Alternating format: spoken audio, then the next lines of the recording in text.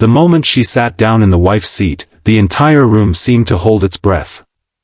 It was a bright Sunday afternoon, sunlight pouring through the tall windows of the Harrow family dining room, making the silverware sparkle and the white tablecloth glow. Everyone had gathered for the family's annual summer lunch, but no one expected the scene that was about to unfold. At the head of the table stood an empty chair that had belonged to Mara Vale for nearly 28 years. Mara had polished that chair herself before every family gathering, not because it was expensive, but because it carried memories of birthdays, anniversaries, difficult conversations, and quiet meals when the family had been struggling. That afternoon, however, a young woman named Seraphina casually walked into the room, pulled out Mara's chair, and sat down as though she had always belonged there. Her confidence was almost unsettling. She smiled at everyone, adjusted the bracelet around her wrist, and looked toward Mara's husband, Calder, as if expecting him to approve. Mara stood frozen near the kitchen doorway, holding a bowl of warm bread in both hands. She felt something inside her crack, not because of the chair itself, but because she understood exactly what Seraphina was trying to claim. Before we continue, if you believe in kindness, second chances, and the power of doing the right thing even when nobody is watching, please like this video, share it with someone who needs to hear a story like this, leave a comment, and subscribe to Epic Story Hub. Your support helps us bring more emotional stories to you. Mara lowered her eyes and quietly placed the bread on the table. She had spent years learning how to swallow pain without making a sound.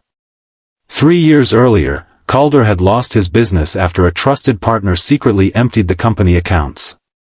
Their comfortable life disappeared almost overnight.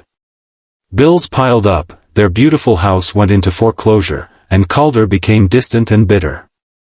Mara took extra work wherever she could find it, cleaning offices in the morning and preparing food for a local cafe in the afternoon. She never complained. She sold her jewelry, delayed replacing her worn shoes, and even gave up the small savings she had kept for retirement so Calder could pay the debts he had inherited. But instead of gratitude, she received silence. Calder began staying out late, saying he needed time to rebuild his life. Then Seraphina entered his world. She was younger, polished, charming, and always seemed to know exactly what to say when Calder felt defeated. At first, Mara tried to understand. She told herself that loneliness could make people behave strangely. She told herself that her marriage was simply going through a difficult season. But eventually, whispers became evidence. Messages appeared on Calder's phone. Hotel receipts showed up in his coat pocket. His affection disappeared completely. Yet Mara stayed, hoping the man she married was still somewhere beneath the coldness. That Sunday, however, Mara had stopped hoping. She had finally decided to leave. She had packed 2 small suitcases and arranged a tiny rented apartment across town. She planned to tell Calder after lunch that she was done sacrificing herself for someone who had stopped seeing her. But then Seraphina took her chair. Calder looked uncomfortable, but he said nothing. That silence hurt more than any insult could have. Mara glanced around the table and noticed that most of the family avoided her eyes. Her hands trembled slightly, but she kept her dignity. Then an old wooden cane struck the floor once. Everyone turned. Sitting quietly near the window was Calder's grandmother, Eudora Harrow, a 90-year-old woman with silver hair, sharp eyes, and a memory that nobody in the family dared underestimate.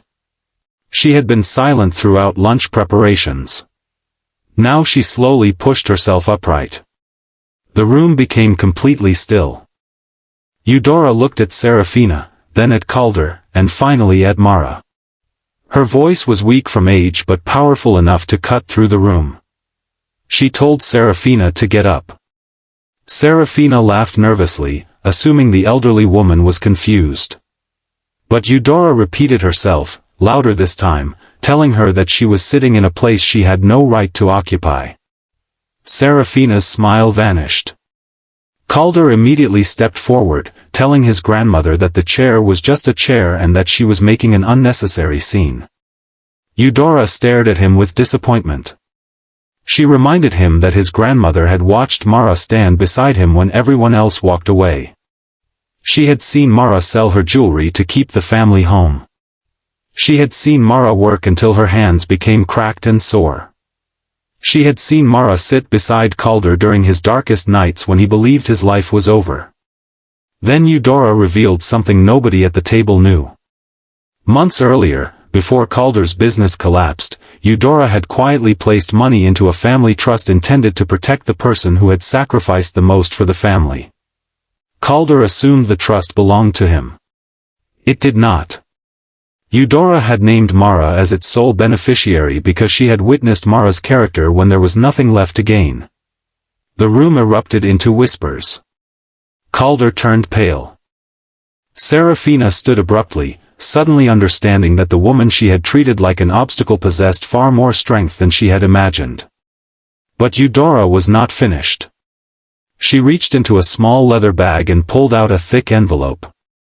Inside were bank statements, copies of legal documents, and photographs. She explained that she had suspected something was wrong months ago.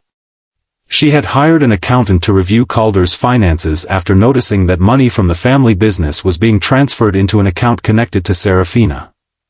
Calder immediately denied it. Seraphina began crying, insisting that the money had been gifts. Eudora calmly placed the documents on the table. The evidence showed that Calder had secretly used part of Mara's savings to finance a luxury apartment where he intended to live with Seraphina after divorcing Mara. Mara stared at the papers, stunned. She had suspected betrayal, but she had never imagined that the man she had protected for years would use the money she sacrificed to build a new life without her. Calder finally looked at Mara.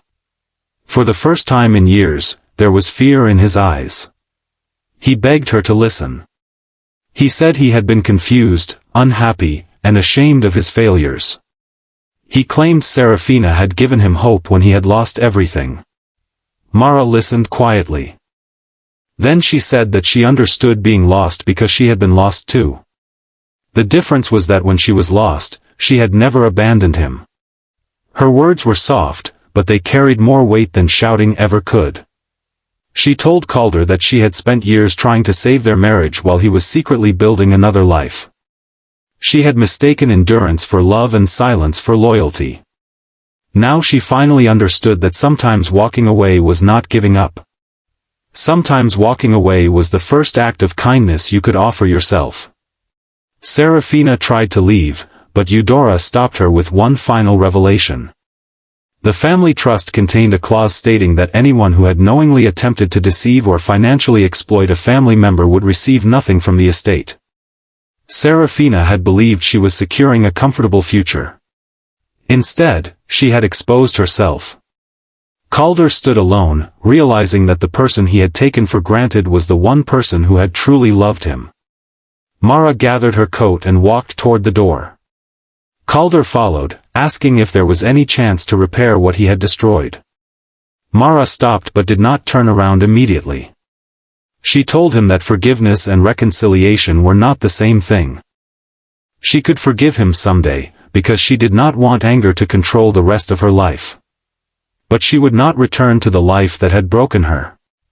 Months passed. Mara moved into her small apartment and slowly rebuilt herself. She began selling homemade bread at a weekend market, something she had always loved but never had time to pursue. Word spread about her baking, and eventually she opened a tiny bakery with help from the money Eudora had placed in the trust.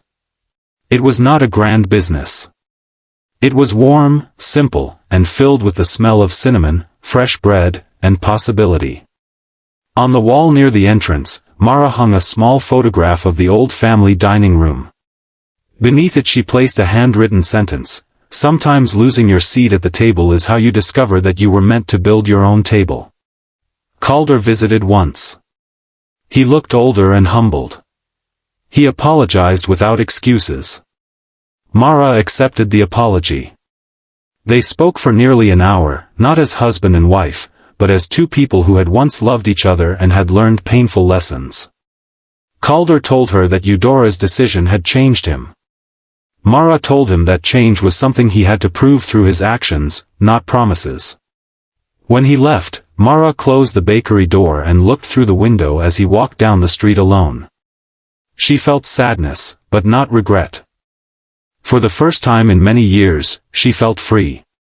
Eudora lived another year, and during that time she visited Mara's bakery almost every Sunday. She always sat at the same little table by the window. One afternoon, she smiled at Mara and told her that the chair had never really belonged to her. It had simply been waiting for the person who understood its meaning. Mara smiled through tears because she finally understood. The chair represented respect, family, loyalty, and the countless quiet sacrifices that people often notice only after they are gone. Seraphina had thought she was taking a seat.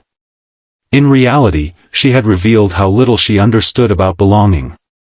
If this story touched your heart, please like the video, share it with someone who may need the reminder that their worth is not determined by how someone else treats them, and subscribe to Epic Story Hub for more stories about courage, kindness, family, and second chances. And before we reach the final words, comment, "I choose kindness," if you believe that people deserve respect even when life gives them every reason to become bitter. Years later, Mara still remembered that Sunday. She no longer remembered the embarrassment of seeing another woman in her chair. She remembered the moment she finally stood up for herself. She remembered Eudora's trembling voice and the courage behind it. Most of all, she remembered walking through the bakery each morning, opening the curtains, and watching sunlight fill the room. She had once believed her life ended when her marriage fell apart. Instead, that ending became the beginning of a life she had never allowed herself to imagine. And perhaps that was the greatest lesson of all: sometimes the people who hurt us unintentionally push us toward the life we were too afraid to choose.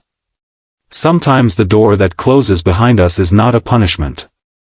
It is an invitation to walk toward something better. Mara never got her old seat back, and she never needed it. She had built a new table, filled it with warmth, surrounded it with people who valued her, and finally learned that she did not have to fight for a place where she was already worthy of belonging. The end.